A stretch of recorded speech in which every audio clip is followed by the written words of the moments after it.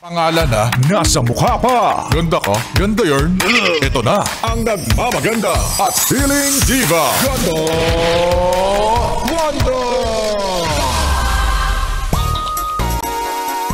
Oh, ano? Saan ka na naman pupunta ngayon, ha?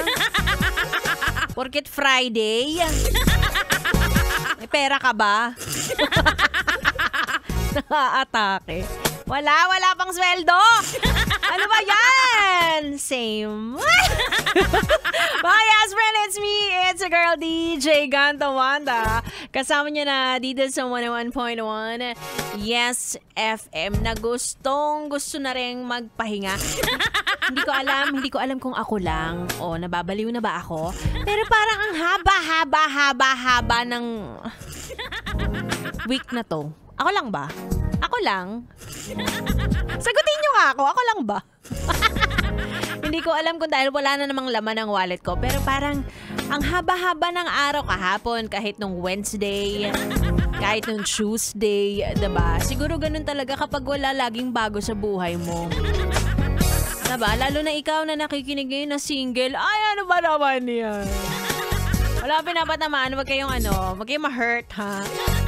Yung mga walang kinakausap sa gabi, walang nag-good night, walang nag-good morning, walang ina-anticipate na date ngayong weekend. Para mas mahaba ang araw para sa kanila at ang tanging inaantay lang nila ay ang sweldo. Diba? Okay lang yan. Kaysa naman may jowa ka tapos gagastos ka, diba? Mapapabilis ang pagkawala ng... mabilis nga ang araw mo, mabilis din mawawala ang pera mo, diba? Wag na. Tsaka maraming nanluloko ngayon. Uso ngayon ng cheating. Promise yan ang trend na hindi naluluma ang panloloko. Kaya yung mga single, yung walang mga nag-good morning, good night, nako, safe na safe po kayo. Wag na po kayong sumama dyan sa madilim na paligid. Anyway, alam ko namang single o may jowa, masaya ka ngayon dahil Friday na. Kaya naman, ituloy natin ang ating tugtugan sa mga pauwi na dyan. Ingat po kayo, ah. Kasama niyo po ako, Gandang Wanda, dito lang sa 101.1 Yes! FM Solid!